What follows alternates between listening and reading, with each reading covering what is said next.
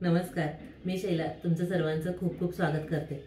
आज आपण पाचक व पौष्टिक असा मुखवास कसा बनवायचा तेच पाहणार आहोत। अशाच माझ्या वेगवेगळ्या रेसिपीज पाहण्यासाठी तुम्ही जर अजून चॅनल लाईक, शेअर आणि सबस्क्राइब केला नसेल तर सर्वप्रथम चॅनल लाईक, शेअर आणि सबस्क्राइब करा।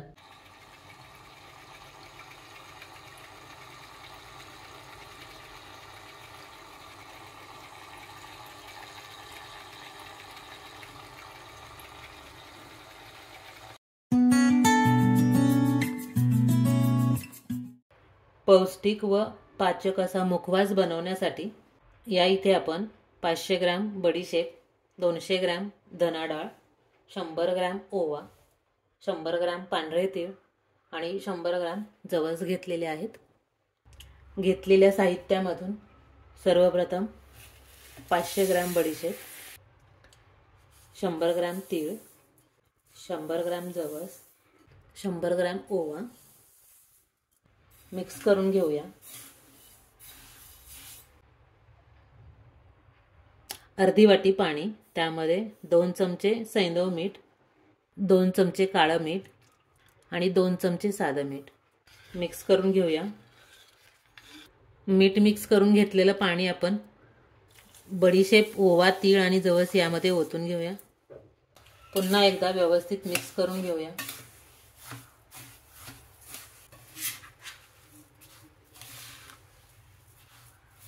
हे पहा, अशा पद्धतीने मिठाचं पाणी संपूर्ण मिश्रणामध्ये ओतून घेतल्यानंतर आणि व्यवस्थित मिक्स करून घेतल्यानंतर 5 ते 6 तास असंच ठेवून देऊया।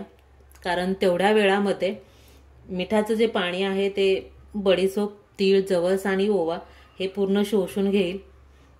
बडीशेप, तीळ, ओवा आणि जवस यामध्ये आपण मिठाचं पाणी घालून 5 ते 6 तासांसाठी ठेवलेलं होतं।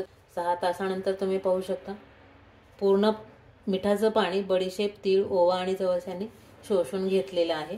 यानंतर कमी गॅसवर आपण भाजून घेऊया। गॅस चालू करून आपण कढई गरम करून घेऊया। कढई गरम झाली की गॅसची फ्लेम लो करायची। बडीशेप, तीळ, ओवा आणि जवस आपण जे मिठाच्या पाण्यामध्ये भिजवलेले ते टाकून घेऊया। आपण 2 बॅचमध्ये शेकून घेणार आहोत। मंद गॅसवरतीच आपण एकसारखं हलवत राहून शेकून घ्यायचं की जेणेकरून करपणार नाही आणि क्रिस्पी होईल।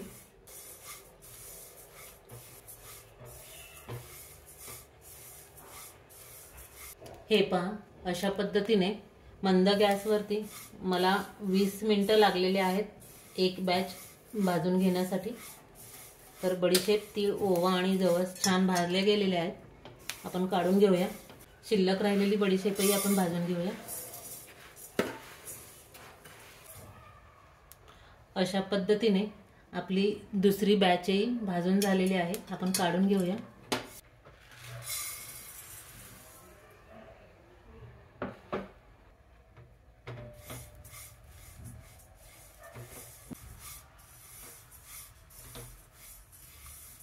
अशा पद्धतीने संपूर्ण बडीशेप आपली 3 बॅच मध्ये भाजून झालेली आहे। आपण काढून घेऊया।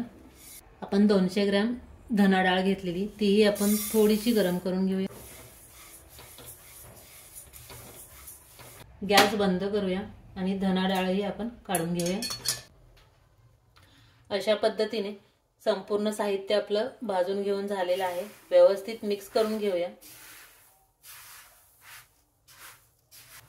अशा पद्धतीने आपला पाचक आणि पौष्टिक असा मुखवास तयार झालेला आहे। तुम्ही हे नक्की ट्राय करून बघा। आवडल्यास चॅनल लाईक, शेअर आणि सबस्क्राइब करा।